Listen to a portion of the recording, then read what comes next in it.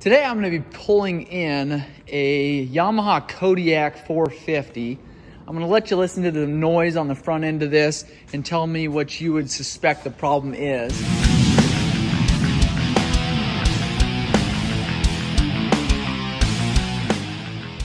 We're going to actually take and resell this four-wheeler. I've obviously got to do something about that flat tire. We've got some front end noise.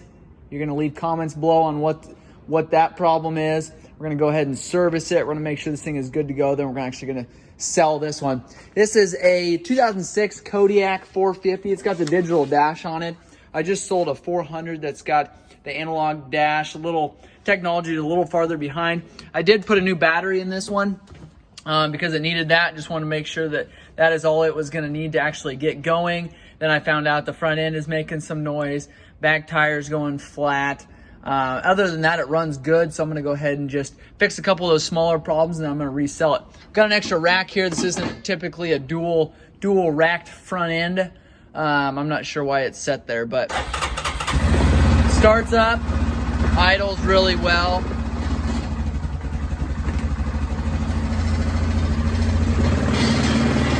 I'm going to take this off here so you can hear it a little bit better.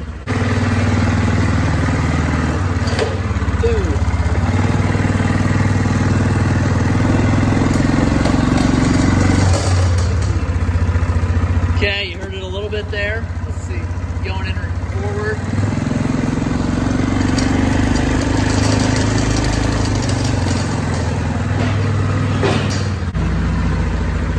Gonna pull it down here. Look at that front wheel there. For those of you that thought this was a CV joint issue, I'd let you look at that front wheel and make your next guess. If you guessed front wheel bearings, you have guessed right. I actually bought brake pads for this. I thought maybe those brake pads were completely worn, and it was metal on metal. I pulled that front end after I ordered those brake pads and realized I had some serious wheel bearing problems. So I'm going to go through and show you how to do that. I'm also going to go through and service this four-wheeler so you've got an idea there. I'm going to ask for suggestions on this rear tire here. Do I put a new set of tires on there all the way around? The fronts are worn. They're not terrible. They're obviously the stock style tire. I don't know if they're actually stock tires on there. The rear is not stock, but they are fairly worn, but this one here is going flat. Looks like actually a dry crack in there. It's not a hole that can be repaired easily. So I'm going to need to put something on there for tires. I've got new tires, I've got used tires, I've got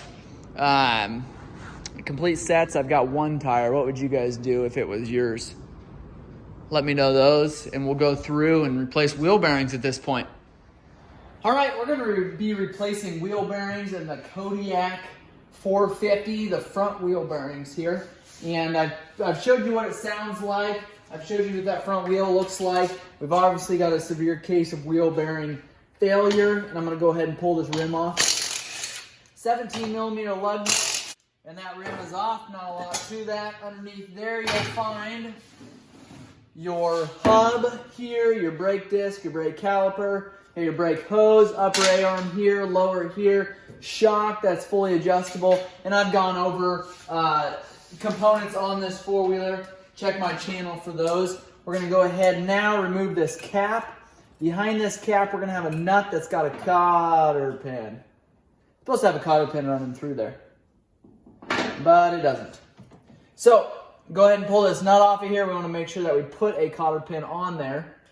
And then we've got 12 millimeter bolts here holding that caliper on. One on the top, one on the bottom there. Remove this caliper, and that just slides right off. You can check your brake pads at this time, see if they need replaced. These are actually in good condition. No need to replace these. We're going to set that aside there. Going to go ahead and remove this larger axle nut there. That is a 24 millimeter.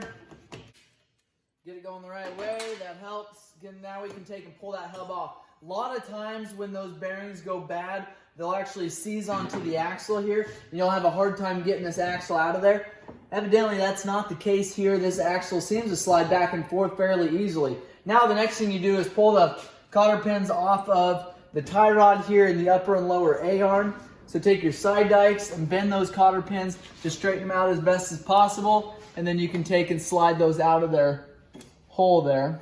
Okay, once you get the 3 cotter pins out there, you got one on the tie rod, one on the upper, one on the lower A-arm there. You can go ahead and remove those nuts. If that tie rod spins, the actual ball joint inside there, the tie rod and that joint there, if that spins inside there, sometimes it does, you can take and put a wrench on there. Typically that just pops right out of there. Sometimes you do gotta persuade it with a rubber mallet.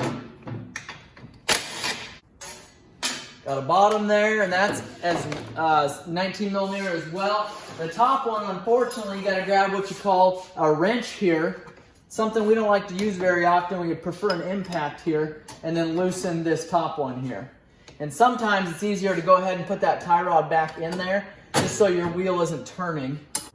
Go ahead and loosen that up then. A lot of times just a quarter turn or so and you can take it right off of there. Pull your tie rod off then. Take your rubber mallet. Okay, they're not coming that way. What I like to do, grab a pry bar there. Be careful you don't get into the boot. Be careful you don't dig into this aluminum knuckle here, but pry in between the A-arm and the knuckle. You just take and kind of push down on that. A lot of times that'll come. The other thing you can do is take and put pressure here and just tap on the actual knuckle itself, and a lot of times that'll loosen right up then. And then it'll just pop out just like that. Do the same on the bottom here. Okay, pull the bottom out there, slide that out, and then you can just take the knuckle and slide it out off of the axle.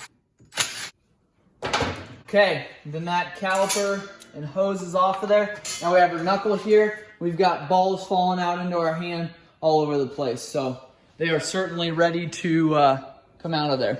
Okay, got the bearings removed here and went and grabbed the bearings from the freezer and realized that this company here sent me the wrong bearings for the 06 Kodiak 450.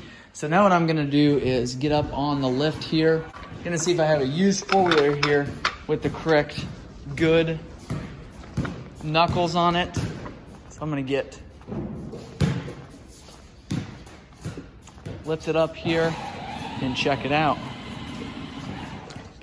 All right, go for it. One I'm after is up here, and the boat was in the way. So I just thought I would take a jack up here, and I'll be able to tell if I have good knuckles and bearings in this one. If I do, I'm just gonna pull this one down. I'm gonna pull the front tires off of there and grab those knuckles off of it. But I had to find help to get me raised up here, because I didn't want to have to crawl up here. It's a long ways up. I'll be up here. Keep going up. The key is don't look down. All right, that's good. All right, I've got the correct bearings here ready to go in this knuckle on the Yamaha Kodiak 450. On our last video, or on the first part of this video, the bearings that they had sent were the incorrect bearings. They also didn't include the seals here. So I got an entire kit. This is for one wheel. It came with the 2 different seals, and then the bearings are the same here. I've got my bearing installer here. It looks like this, and you can swap out the ends, put different sizes on there. You've got the correct size bearing installer here. You want it to slide all the way down in there. You also, if you have to have a 2-piece deal or a 2-spacer deal like we have to on here, you do want to make sure that that fits through your bearing there. Just kind of holds that in place. Now you can see there we've got a center collar in this hub here. Clean this up really well, and we just wanted to make sure that our bearing goes and sits all the way down into that center stopper there, that center spacer. And now what you can do to help these bearings go in there smoother, if you take and put these in the freezer as soon as you get them, and a couple hours before you're ready to install them, it actually shrinks down that metal, this aluminum housing here. If you heat that up, it kind of does the same thing, but you want to make sure that you get in there straight. Again, make sure that's all cleaned out. Grab your bearing installer here. Make sure you've got a solid surface to pound on and a good size hammer. You want to make sure that you try to go in as even as possible. And that last hit there, typically you know when it hits the mark where it's supposed to be, because it feels a whole lot more solid then just take and put that seal in. What you can do is take a little bit of grease, put it around the outside, make sure that slides in there properly.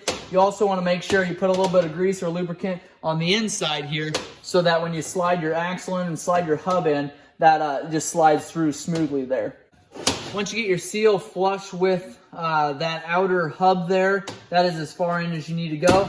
Flip it over and do the same. This side's a little bit easier because you've got a solid surface on this side to tap against. And then again, clean that out, make sure it's in good condition. Take and put that in place there. Okay, once you get that bearing tapped all the way down, you should be able to roll these and don't feel anything catching. Again, do the same thing, maybe some lubricant on the side there. Take and push these in. You want to be careful with this one. If you take and put too much pressure on this lip here, you want to make sure you don't rip it. So I like to try to get underneath of it there and press it down. Push that one down, it'll touch that bearing there, and that's as far in as you need to go there. So now we're ready to slip this back on the four-wheeler, and we're going to be all set here. What we had to do, because we actually have our Honda that we're servicing out, to go ahead and sell that one. We've got our Yamaha here. We just picked that up with the forklift because we had that front wheel off. We thought there's no use putting that back together when we were just gonna have to take it apart again here in a day or two. So I left that all apart there and it's ready to go back together. The thing that's unfortunate is I don't have a bench here to set tools on. So I kind of use the footwell here. I also got another roll cart that I like to use as well. So take and slide this hub on there. You can put that lower ball joint in there, slide that through your A-arm, take your top there and slide it through, slide that up. Don't forget about your caliper. You're gonna wanna take that out before you put your tie rod through there. Otherwise it just makes it a little more challenging when it comes time to put that caliper on. Then I've got a bucket full of my nuts. We'll slide the nut on the tie rod there on this upper ball joint here, and then the lower ball joint all at the same time. To snug those up, okay, we've got 19mm nuts. Make sure those holes are lined up. Again, on the bottom, same thing. And those are lined up, and then the top, obviously, we're gonna have to use a wrench for. We'll slide those cotter pins through. Once we get all three of those cotter pins on, we'll slide this hub in, making sure that it fits into that seal that we put in there. Make sure that's on all the way. You've got a larger washer there. And then you've got a larger nut that'll go in there.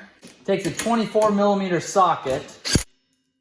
And then again, make sure that that's lined up so you can slide your cotter pin through there. On top here, we have a 10mm that mounts this hose to this knuckle here. So make sure that that goes on properly. We've got our caliper on there. And I've done a couple videos on replacing brake pads, ball joints, CV boots, so make sure and check those out. And then we'll take and put our 12mm bolts into our caliper here. Fairly quick chore to change the wheel bearings out on this four-wheeler. We've gone through, we've serviced this four-wheeler. We're going to put a new air filter in there. And in this one, we're actually going to take and sell. Overall, it's a clean four-wheeler. I think I said earlier we've got a back tire on this one that continues to go flat. We haven't done anything about that yet. We snugged up those. We've got our cap here that we can put on. The dust cap for that axle bolt there, the axle nut. Now we will put this wheel on here, put the air filter in, and then we're going to be all set. This four-wheeler is going to be ready to go. If you're interested in this four-wheeler, make sure and let me know. It's a pretty clean four-wheeler. Thanks for watching.